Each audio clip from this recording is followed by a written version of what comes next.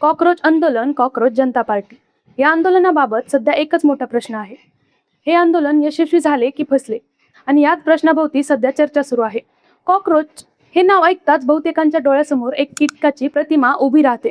मात्र सध्या हाच कॉकरोच देशातील हजारो तरुणांच्या आंदोलनाचे प्रतीक बनला आहे.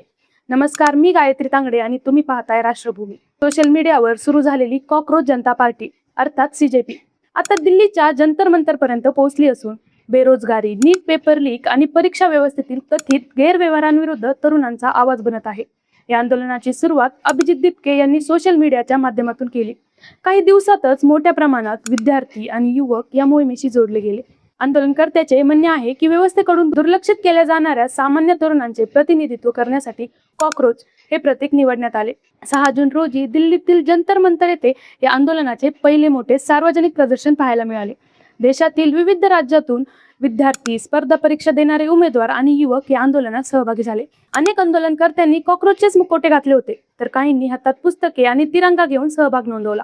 आंदोलनातील प्रमुख मागण्यांमध्ये नीट पेपर लीक प्रकरणाची निष्पक्ष चौकशी, परीक्षा व्यवस्थेत सुधारणा, भरती प्रक्रियेत पारदर्शकता आणि केंद्रीय शिक्षण मंत्री धर्मेंद्र प्रधान यांच्या राजीनाम्याची मागणी यांचा समावेश आहे. आंदोलनादरम्यान आयोजकांनी सहभागी तरुणांना शांततेत आंदोलन करण्याचे आवाहन केले. कोणत्याही प्रकारची हिंसा टाळण्याचे आवाहन सातत्याने करण्यात आले. त्यामुळे आंदोलन शांततेत पार पडल्याचे सांगितले जात आहे. या आंदोलनाला काही सामाजिक कार्यकर्ते आणि शिक्षण क्षेत्रातील व्यक्तींकडूनही पाठिंबा मिळाला. शिक्षण तज्ज्ञ सोनम वांगचुक यांनी विद्यार्थ्यांच्या प्रश्नाकडे गांभीर्याने पाहण्याची गरज असल्याचे मत व्यक्त केले.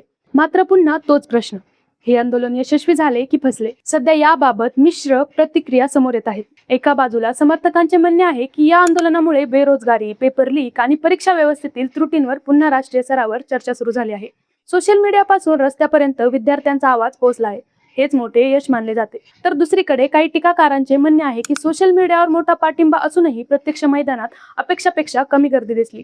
तसेच सरकारकडून कोणतीही ठोस कारवाई किंवा मोठा निर्णय अद्याप झालेला नाही. त्यामुळे हे आंदोलन प्रभावी ठरेल का, यावर प्रश्न उपस्थित केले जात आहेत. जंतर मंतर येथील आंदोलनानंतर अभिजित दिपके यांनी सरकारला 7 दिवसांचा अल्टिमेटम दिला आहे. मागण्यांवर योग्य कारवाई न झाल्यास देशभरात पुढील टप्प्यात मोठे आंदोलन उभारण्याचा इशाराही त्यांनी दिला आहे. दरम्यान या आंदोलनामुळे बेरोजगारी, परीक्षा घोटाळे आणि विद्यार्थ्यांच्या प्रश्नावर पुन्हा एकदा राष्ट्रीय स्तरावर चर्चा सुरू झाली आहे. आता सर्वांचे लक्ष या गोष्टीवर आहे, हे आंदोलन पुढे अधिक मजबूत होतं की थांबतं? तुम्हाला याबद्दल काय वाटतं, कमेंट करून नक्की सांगा. हा व्हिडिओ आवडला असेल तर लाईक करा, शेअर करा आणि आमच्या चॅनलला सबस्क्राईब करायला विसरू नका. अशाच नवनवीन माहितीसाठी पाहत राहा राष्ट्रभूमी.